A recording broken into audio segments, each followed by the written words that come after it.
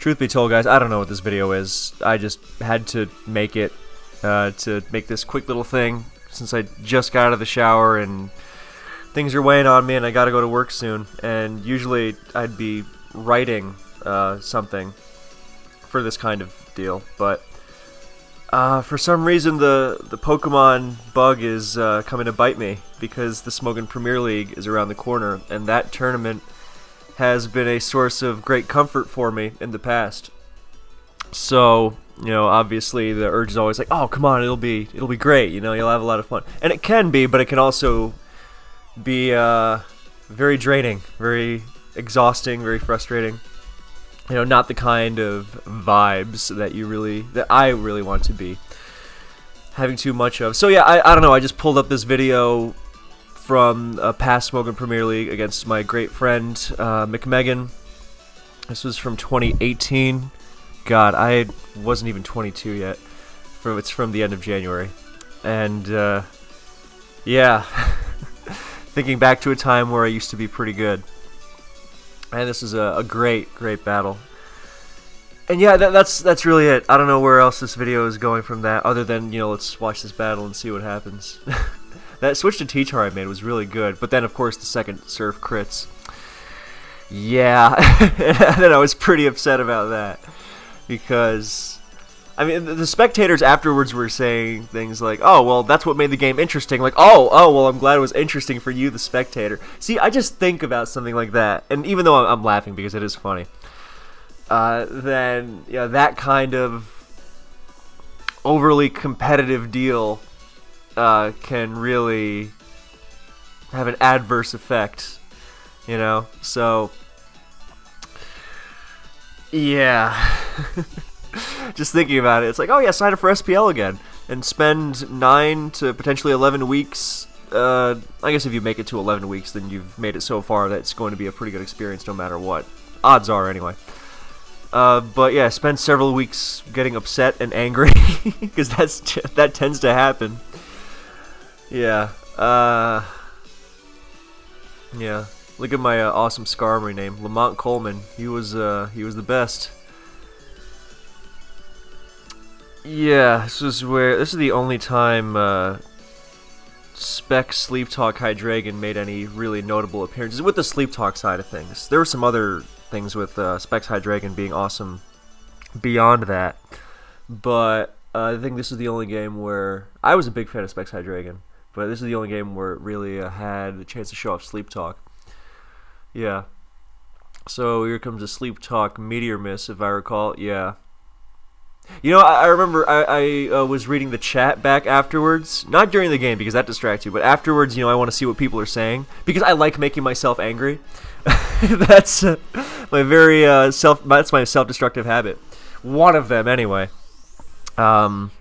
I am putting all the other self-destructive habits into my movie. Check us out. Check out the trailer. Give us your cash.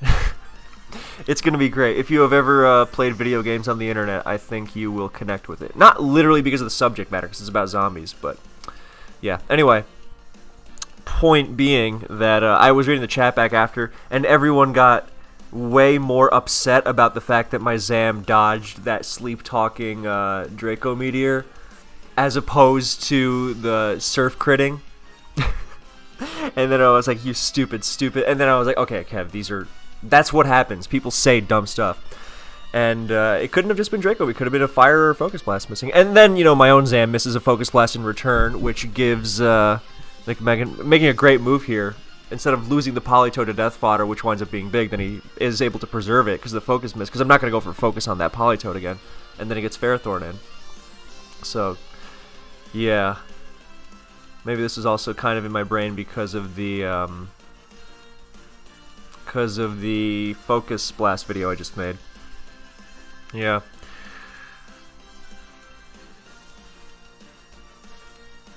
I don't know why I didn't go for that. No, I think I was afraid. See, I was afraid of missing the second Focus there. That was not a move I made out of anything but fear of that terrible move. And there I go for the superpower, which puts me in Chomp range because I didn't want Hydreigon switching in for free. And it's an unexpected move, because this was when Sandrush Excadrill was running around on rain teams, and so you needed to counter it a million ways. So I had Skarmory and defensive superpower Landorus Therian, because otherwise that is not sufficient. Yeah. Looking back at this, I'm obviously seeing all the different moves I could have made. But yeah, here the Politoed sacrifice is really big to have. Not, you know, in a measuring hacks kind of way, but yeah, I'm just remembering. Maybe I should have doubled so I have the sacri. Yeah, no, I think I probably should have done that. Double switched out so I have the Keldeo to preserve. See, this is one of a million things I was seeing, but timer's going down. McMegan down to 10 seconds. Me down to 195. Here's a Spidef Skarm. Oh, I was checking what the Scarfladius is going to do, and then he used that Jirachi tech and used Recover on the Scarfladius. So I was like, oh, well, me getting crit with the T-Tar won't be so bad because, you know, at least the Latios is dying and then it recovers and is an actual problem. But at least don't miss that that free Zam switch. Oh, then I think, yeah, I double. I think I was checking for. Yeah, no, I was looking for Hydreigon, but he made a great middle ground there with the Chomp. Do I just go right for the Whirlwind? Surely I do. Yeah, good move. Nice move, Kev. It's nice that whenever I watch an old replay of myself, then I'm like, okay, you could have done stuff better, but you still had some stuff in your brain. Yeah, that T-Tar crit really burned me up, because even if he crits the first surf, I'll live it, and then I'll switch out and still have the T-Tar later, you know, and I also have the chance to crit Pursuit. So, very silly. We know Pokemon is like that. And, yeah. I really, really was wishing I had HP Ice on Amoonguss in this game. It would have been so good to have. Yeah, God, what a nail biter this winds up being. That's pretty much it. Yeah, this SPL winds up being covered. I don't know what I'm gonna do. I'm sure I'll change my mind a million more times. But either way, I want to make videos on SPL games more. I know, yeah, they'll have some interesting stuff. So, yeah, now it's the Glowing Zam. That was my props to anyone who recognizes where that nickname comes from, or has a suspicion of where it might come from without me explaining it. But it is after The Glowing Man by Swans, my favorite band. And this was around the time I was absolutely obsessed with them. Did I have any other Swans names in here? No, I don't think so. I did have What Are You Doing Here, the Keldeo, though, after Bojack. God, I love that joke. But, yeah, I saw them twice in the year 2017. I liked them before.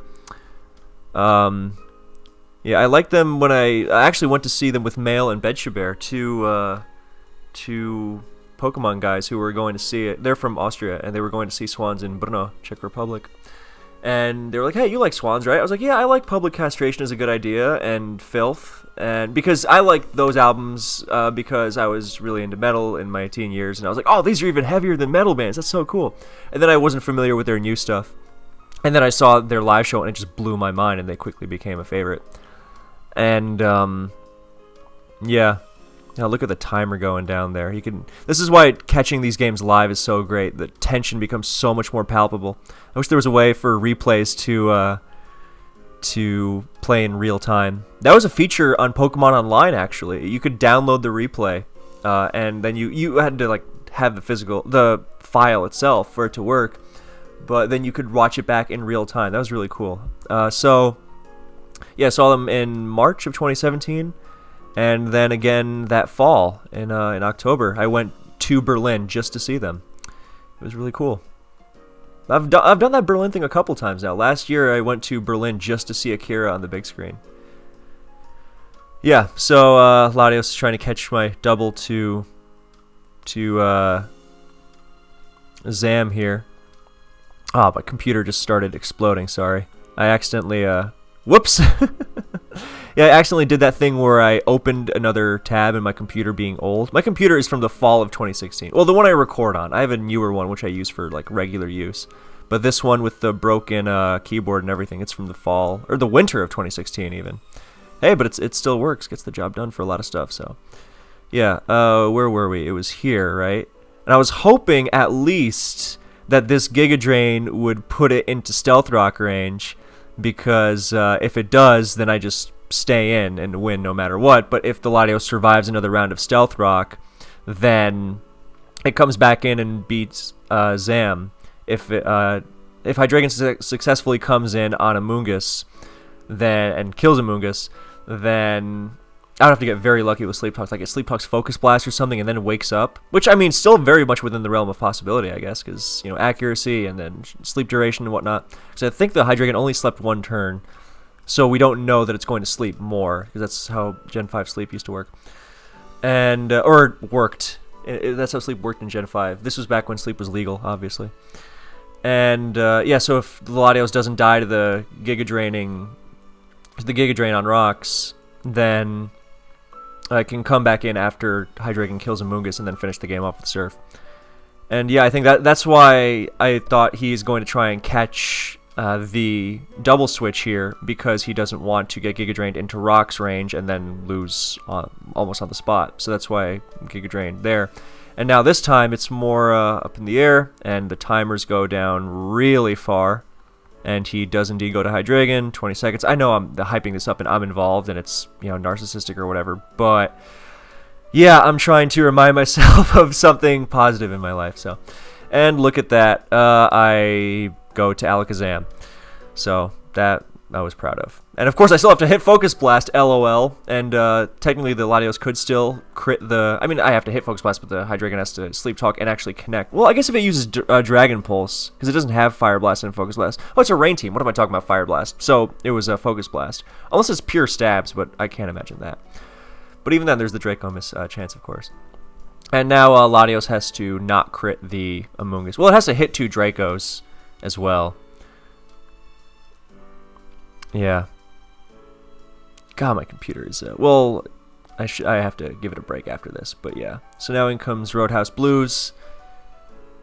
And no crit and game. So, great game to McMegan. Almost 6 years later. God, man, where's the time go?